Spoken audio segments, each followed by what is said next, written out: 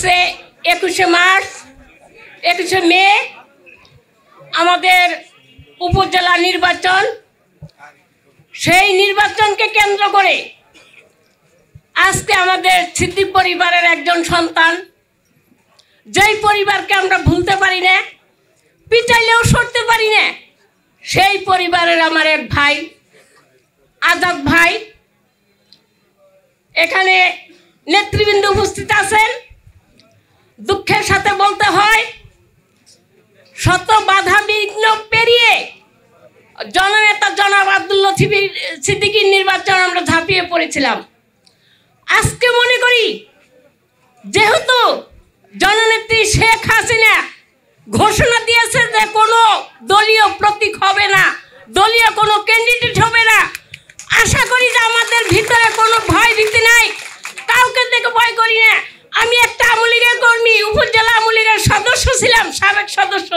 তারপরেও আমি যার ইচ্ছা তার নির্বাচন করতে পারবো, কোনো বাধা জননেত্রী শেখ হাসিনা আমাদেরকে দেয় নাই। বাধা দিলেও করতাম, কারণ সিদ্দিক পরিবার আমার অন্তরের সাথে মিলে আছে। 2018 সালে সিদ্দিক পরিবারের জন্য আমি 6-7টা ডেল খেয়েছিলাম, তারপরেও আমি তাকে ছাড়ি নাই। এবং আজকে অনেকেই বলে আজাদ ভাই ভিপি, আজাদ ভাই অমক, আমি সেটা বলবো না, আমি একটাই বলবো, সে সিদ্দিক পরিবারের সন্তান।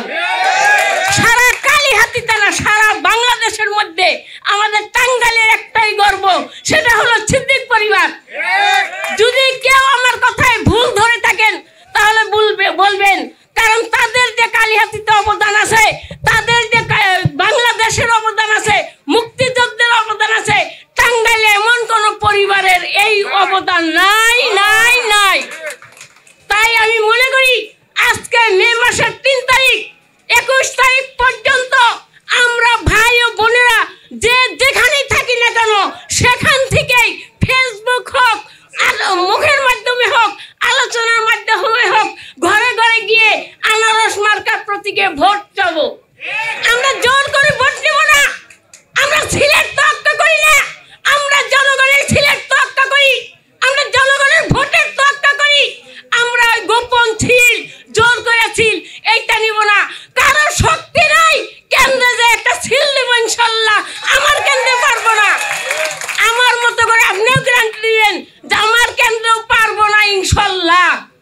তাই এর কথা বলবো না, অনেক নেতা কর্মীরা বক্তব্য রাখবে এবং দিক নির্দেশনামূলক আমাদের আদেশ দিবে, সেই আদেশ মোতাবেক আমরা কাজ করব, আনারস মার্কার নির্বাচন করব এবং 21 তারিখে জয়ের রেজাল্ট নিয়ে, জয়ের মালা ছিনিয়ে নিয়ে আমরা জয়ের স্লোগান দিয়ে ঘরে ফিরবো ইনশাল্লাহ।